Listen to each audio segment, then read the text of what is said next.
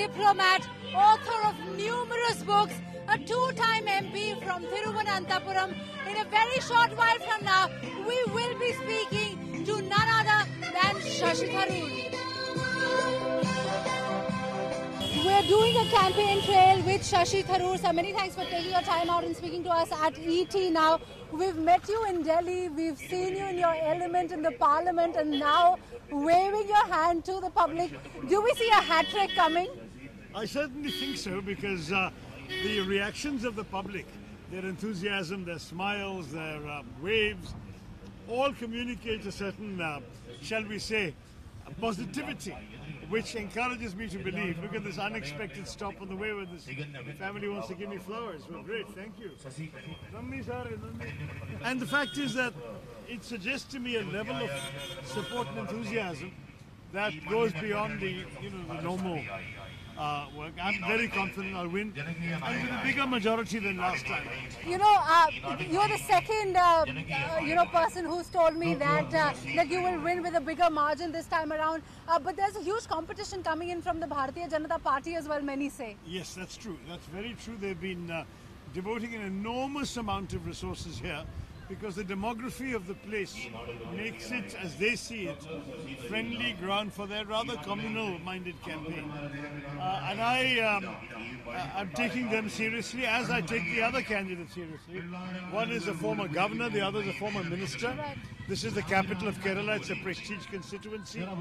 There's no question of not respecting what they offer.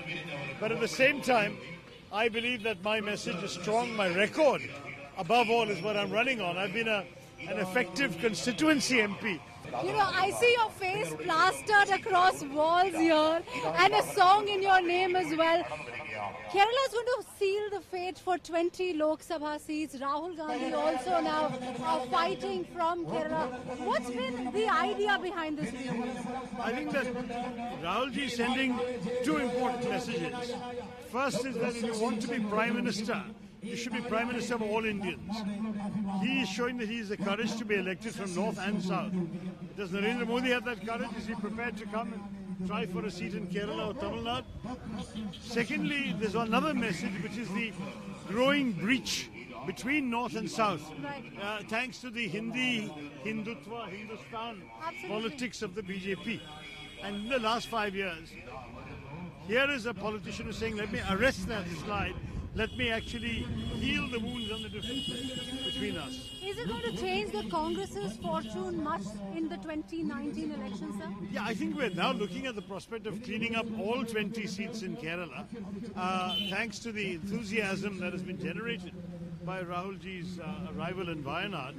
Even in the neighbouring districts of Karnataka and Tamil Nadu, we are seeing a tremendous amount of excitement. Right. The left parties were not very happy to see Rahul Gandhi getting into a contest with them in Kerala. Do you believe that is going to strain the Mahagathbandhan at all? Yeah, so the CPM was never part of the alliance. They've never been allies of ours. Right. In Kerala, they have long since been our toughest and nastiest competitors.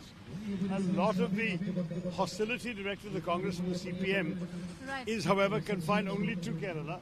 And when we are looking at post-poll scenarios, there have been precedents for the CPM opposing us in the Lok Sabha elections, even defeating us and then supporting us in Delhi. That happened in 2004. Because the post-poll calculations are always different, where the choice then becomes between choosing a government led by the BJP and a government led by the Congress, and there's no doubt which way the sympathies of the left will go at that time. What is the kind of impact that Rahul Gandhi fighting from Kerala has had on your own constituency of Thiruvananthapuram? Look, I think overall he's energized and stimulated the Congress workers everywhere across Kerala. A lot of excitement. In this specific constituency, my principal opponent is the BJP. But the left is also a major player. In fact, last time was the first time they had come third. The previous election, they were second, and the two elections before mine, they were the winners. So they're not about to let go so easily, and they're also mounting a spirited campaign. There's no question that here I'm fighting both the left and the BJP, but the BJP have emerged in recent weeks as the principal challenge. And That's where my focus is. But Mr. Tharoor, I must ask you, the big criticism that was coming for Rahul Gandhi when he took up the Wayanad seat was that he's perhaps running away from Amethi. And, Smriti Irani could perhaps make it difficult for Rahul Gandhi this time around. How do you look at it? Ruchi, I think that given that Mr. Vajpayee once contested from 3 constituencies, and that Narendra Modi was not accused of running away from Gujarat when he contested in Varanasi, I think this charge is ridiculous. You can't understand. Either you don't allow this to happen at all anywhere in the country, or if you do, then you let candidates send their own message by doing this. We didn't object to Mr. Modi doing it. And they should not object to Rahul Gandhi doing it. Same story. Since we were talking about the Mahagathbandhan, Dr. Tharoor, I must ask you, the BJP says that the Mahagathbandhan is non-existent. If at all we see a hung parliament with the Congress party getting a certain number of seats, will the Congress be open to the idea of giving up the prime ministerial post? Look, it's not for me to say because I'm not part of the leadership that makes these decisions. But my guess is, of course, we would be open and everything will depend on the final numbers. We've seen in 2004, when we had 146 seats, the other UPA constituents invited Sonia Ji to be the leader. In 2009, we had 206 immediately after the election, so there was no discussion. It was straightforward. But anything between those numbers, the precedents are clearly in favor of a Congress Prime Minister. If the Congress's numbers are lower but other parties join us and we get a majority, then certainly there is a possibility that negotiations about the leadership will emerge from a consensus amongst all the Gathbandhan parties.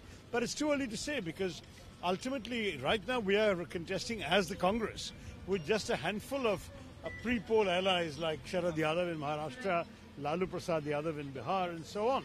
Upendra Kushwaha.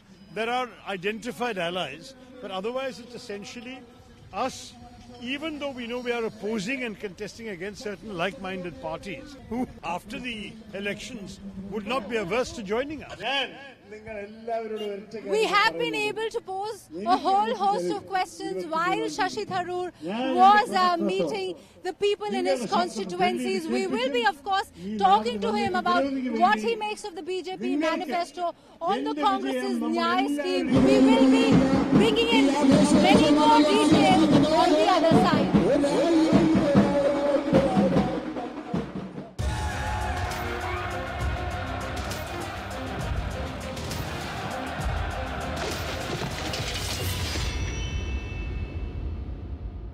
We're finally able to catch Mr. Tharoor off his campaign trails now.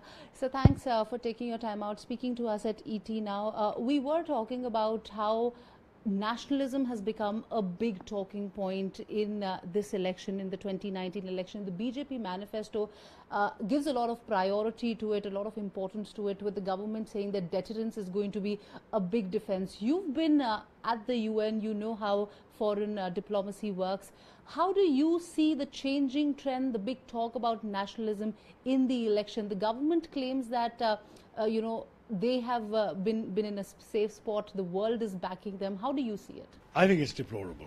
Frankly, no party has a monopoly on nationalism. Even the Congress party, which led the nationalist movement and which did more than any other political force in India to win independence for our country, even the Congress party has never pretended that a vote for the Congress is national and a vote against the Congress is anti-national. That is not the way in which we think and we function. I think it's absolutely deplorable that the BJP, which by and large is descended from the very forces that were hostile to the nationalist struggle and that were actually in many cases collaborating with the British, have now chosen to arrogate for themselves the mantle of nationalism. And what is worse, they're doing so in the most crass manner, using, for example, the sacrifices of our brave soldiers and officers and pilots and so on, as part of their election campaign materials and their election campaign tools. Trying to convert an election into a khaki election is absolutely unforgivable. And you have this yogi so-called Adityanath saying Modi ji ki sena. There is no Modi ji ki Bharat ki sena. The Prime Minister too asking for votes in the name of the Balakot strikes. I mean, this is so blatant, it is embarrassing.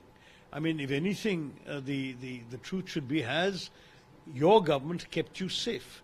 And there are 40 bodies in Pulwama that tell you the government has not done enough to keep you safe. At the same time, they want credit for issues of their resistance to terrorism. Every Indian government has a duty to resist terrorism. The government says that, you know, they have a lot of, they have the world backing them. I mean, how do you see it? I don't see it. First of all, I don't think that that's true. You think it's a diplomatic win? What? For the government? What is a diplomatic win? Have the world backing them? No, I don't think the world is backing them. No, I mean, on terrorism generally, of course, nobody in the world, not even Pakistan, claims to be in favor of terrorism.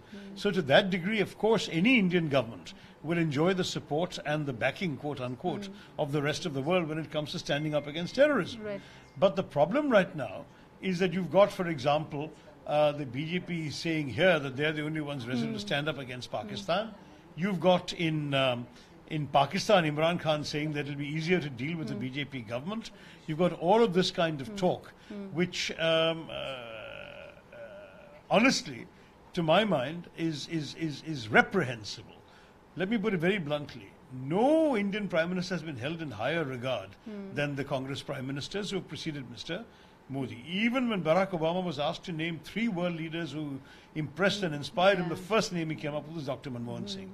Mr. Modi may be good at giving hugs, but the fact is that it is very difficult to point to tangible results or admiration, with 1 or 2 exceptions, for his approach or his policies. Indeed, if you read the world media, pick up any newspaper in any Western democratic country, and the coverage of India is overwhelmingly negative because of the approach, policies, language and statements of this government. So if anything, India's stock in the world has sadly gone down, not up. Help me understand, the BJP manifesto also talks about doing away with Article 370, Article 35A as well for Jammu and Kashmir. I'm going to ask you a broader question because you've been associated with the UN. Do you believe successive governments have failed the people of Jammu and Kashmir?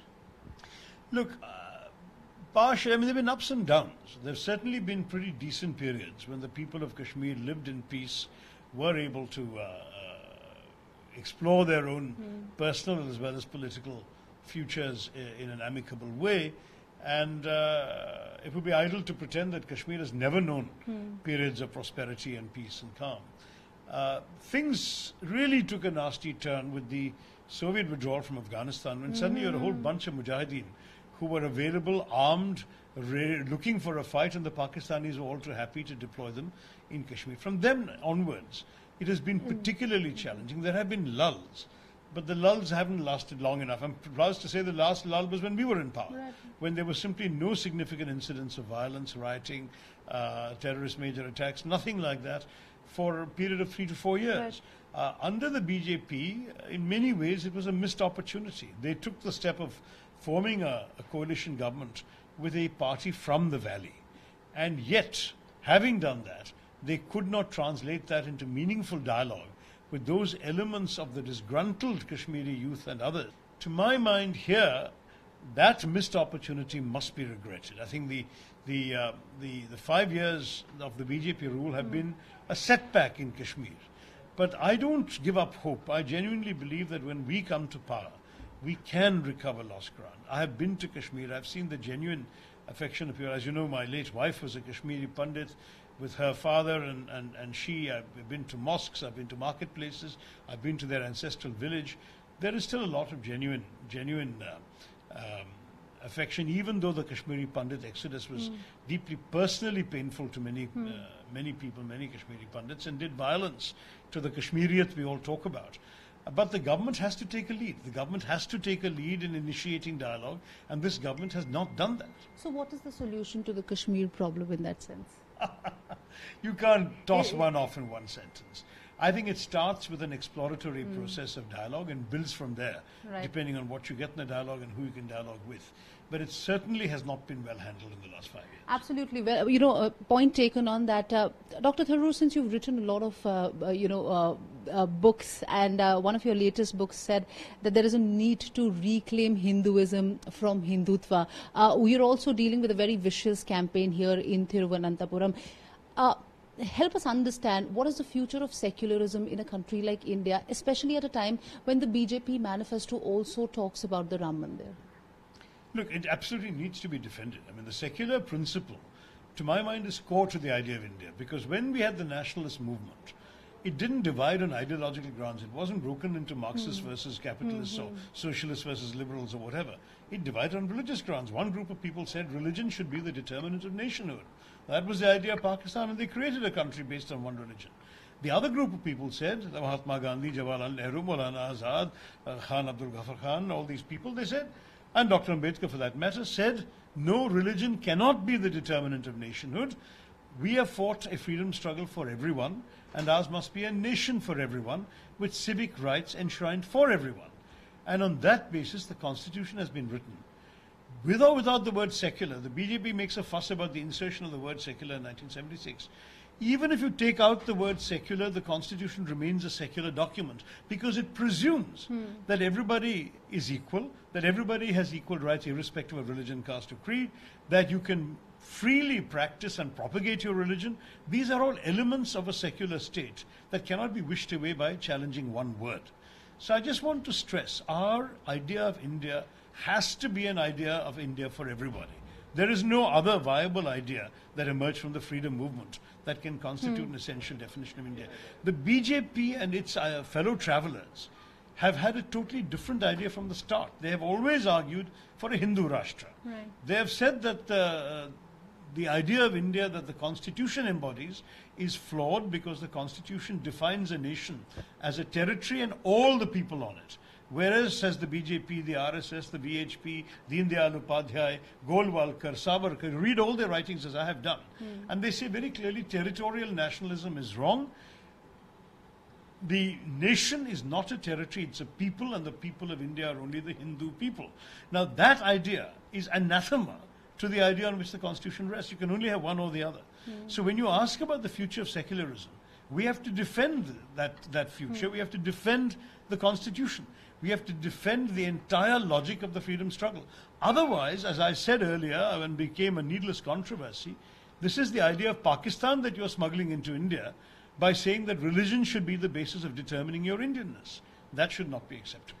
Absolutely. I should also ask you about the Congress manifesto, giving a lot of importance to reaching out to the bottom 20% population through the NYAY scheme. A lot of questions are being raised on the numbers. Fiscally, how is that going to really work out?